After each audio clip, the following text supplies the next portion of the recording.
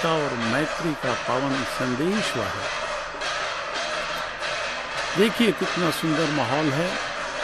उमस थोड़ी बहुत ज़रूर है, लेकिन भक्तों के मन में, भक्तों के दिल में, भक्तों के अंतःकरण में एक कामना है, एक चाह है, एक प्रतीक्षा है कि पहंडी के बाद भगवान जगन्नाथ रथारूढ़ हो। और समय एक अंतराल के लिए मैं अभी लेता हूँ अल्प विराम। आगे का विवरण आप हमारे सहयोगी से सुनिए।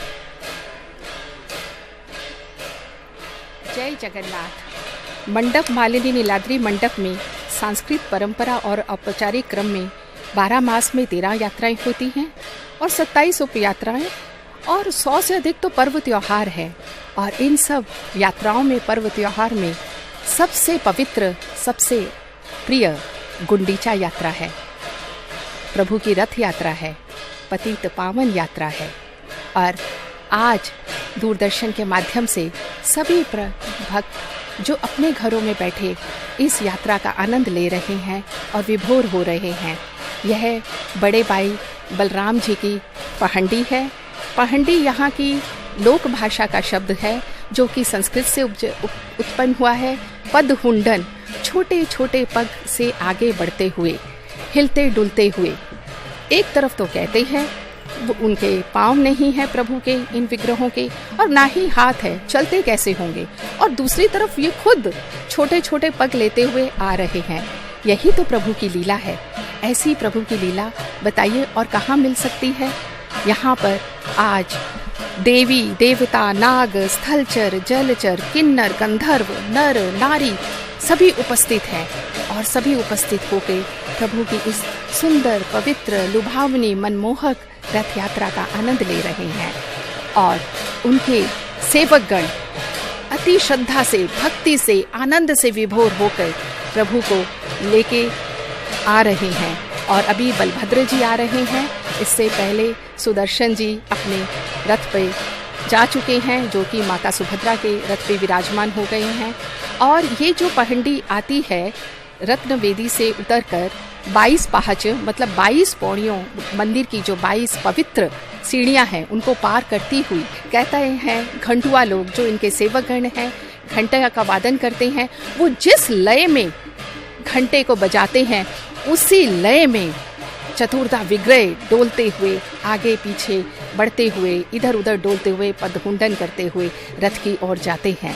और यह सेवकगण चाहे पूरे साल कुछ भी नहीं करें, किसी भी देश विदेश में हो, उनके बच्चे तक वो जब रथ यात्रा के समय अपनी सेवा को देने के लिए, जैसे उनके जीवन का परम लक्ष्य यही है, वो यहाँ पर आकर जरूर उपस्थित होते हैं।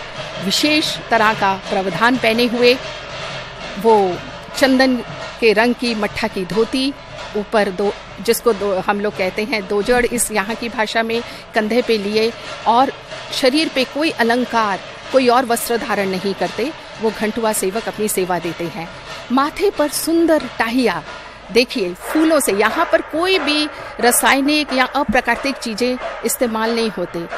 प्रभु जगन्नाथ चतुर्धा विग्रह वो वातावरण से इतने घुले मिले हुए हैं, उनकी समस्त सामग्री इसी वातावरण से उत्पन्न है।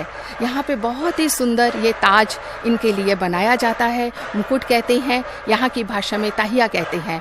और उस लगता है जैसे हीरे जवाहरात, रंग बिरंगे माणिक्य, हीरा पन्ना सब जड़ा हुआ है, लेकिन ये चटकीले रंग और जरी गोटा का इस्तेमाल करके ये टाहिया तिनकों के साथ बनाया जाता है। धाड़ी पहंडी जब आती है तो उसको कहते हैं कि जब एक प्रभु रत्नवेदी से नीचे उतरते हैं, 7वीं पहाच और सीढ़ी तक पहुंचते हैं, तब दूसरे विग्रह को रत्नवेदी से उतारा जाता है। एक एक करके प्रभु आ रहे हैं। और ये देखिए उनका कितना सुंदर, गेंदे के फूल, दवणा के फूल, तुलसी का श्री जगन्नाथ संस्कृति में, मंदिर में जितना महत्व है और कहीं नहीं, प्रभु जगन्नाथ को अति प्रिय है। ये बलभद्र जी बड़े भाई, किसानों के देवता। हमारा देश कृषि प्रधान देश है। हमारा देश ही क्यों, विश्व में जो भी मनुष्य जन्म लेता है बिना अन्न के वो रह नहीं सकता है।